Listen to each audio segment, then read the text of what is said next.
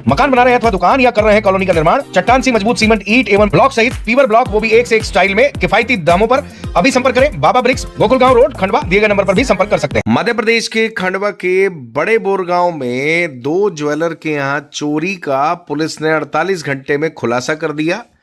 पकड़े गए बदमाशों में आपको बता दें कि दो ज्वेलर हैं जो इस गैंग के साथ साथ चलते थे, वो इनको फुल सपोर्ट करते थे और ये लोग सेठ बन गए हैं।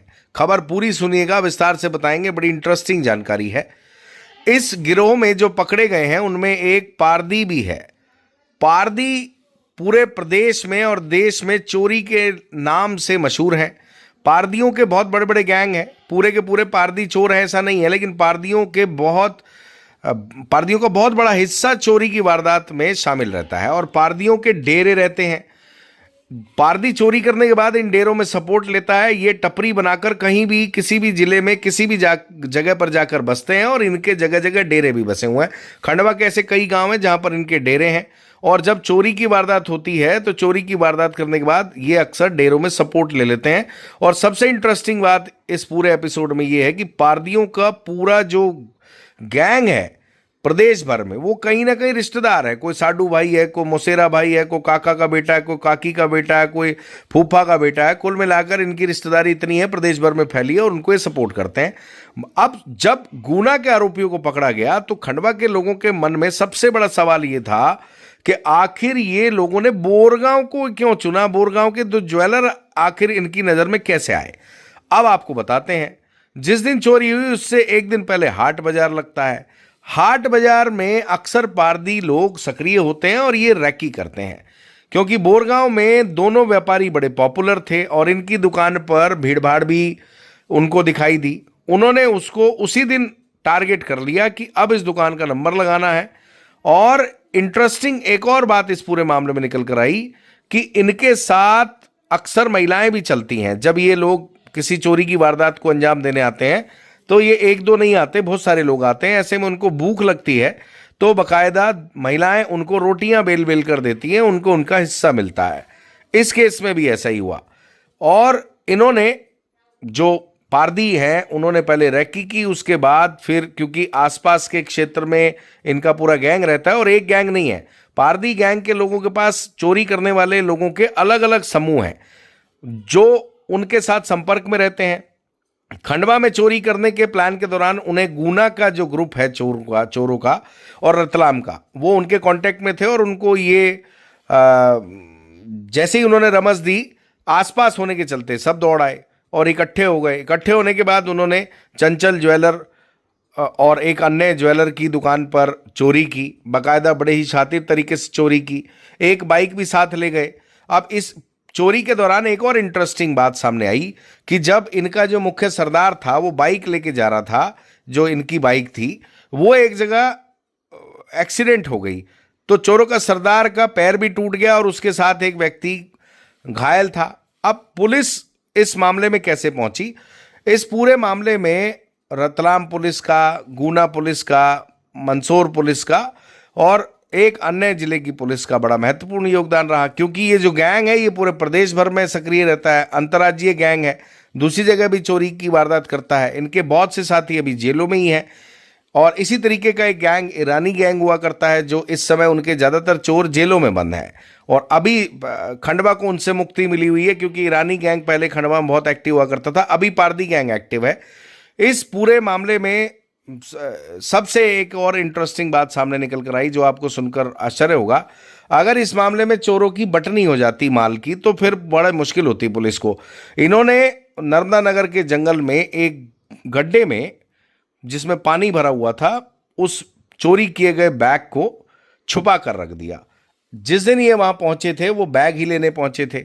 आपको बता दें कि जब पुलिस ने बैग बरामद किया था तो वो बैग भी गीला था जिसमें इन्होंने माल भर के रखा हुआ था, क्योंकि इन्होंने गड्ढे में माल छुपा कर रख दिया था और लगातार पुलिस इस मामले को लेकर एक्टिव थी। अब इस मामले में जो अन्य आरोपी हैं, कुल मिलाकर 9 आरोपी थे।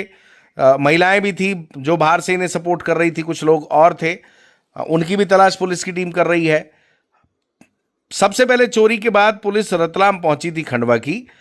अब जो मुखबिर था खंडवा पुलिस का बहुत स्ट्रांग था। बाकायदा वो लोग अपने घरों में सो रहे थे, एक ही घर में सो रहे थे, 3 मंजिला मकान था, सेकंड फ्लोर पे वो लोग सो रहे थे। खंडवा पुलिस को इस बात की रमज थी।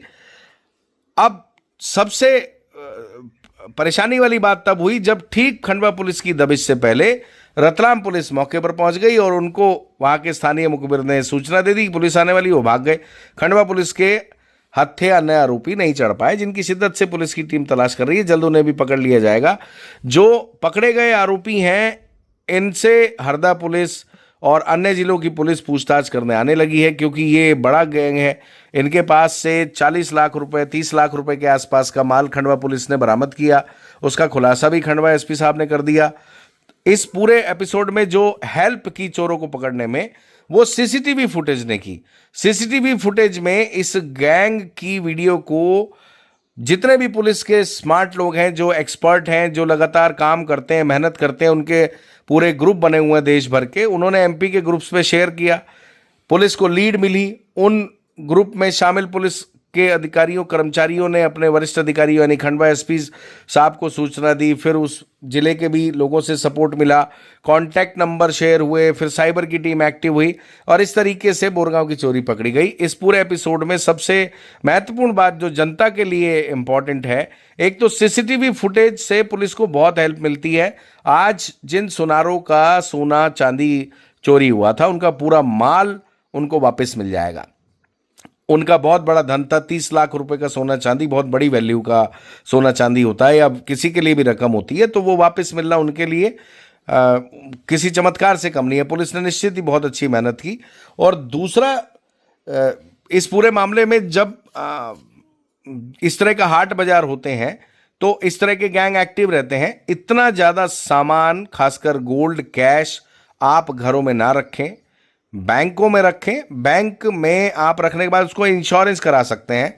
और अगर आप अपने घर में इस तरह का इतना ज़्यादा कैश रखते हैं, गोल्ड रखते हैं, तो इंश्योरेंस बहुत सस्ता होता है। आपको बता दें कि जनरल इंश्योरेंस कंपनी से कुछ हजार रुपए की प्रीमियम में लाखों रुपए का इंश्योरेंस हो जाता है, जो बाढ़ में, चोरी में, आग में, इन सब में आपको क्लेम मिलता है। इस ज्वेलरी की चोरी की वारदात में एक व्यक्ति का इंश्योरेंस नहीं था। अगर उनका इंश्योरेंस होता तो उनको इतनी टेंशन नहीं होती। 30 लाख में अगर उनका 30 लाख का मान लीजिए माल जाता तो 80% पैसा उनको वापस मिल जाता। ये खबर हम जागरूकता के लिए बना रहे हैं। पहला सीसीटीवी फुटेज, दूसरा इंश्योरेंस, तीसरा आप अपने अगर इतना सामान रखते हैं तो इंश्योरेंस करा लीजिए, आपकी मजबूरी है। और नहीं रखना चाहते, आप बैंकों में रख सकते हैं तो आप लॉकर में रखें। लॉकर में आपका गोल्ड सुरक्षित रहता है। आपको कहीं बाहर जाना हो तो एक आध दिन पहले निकाल लीजिए। आजकल बैंकों में ज़्यादा भीड़ नहीं रहती है, आपको ज़्यादा टाइम नहीं लगता।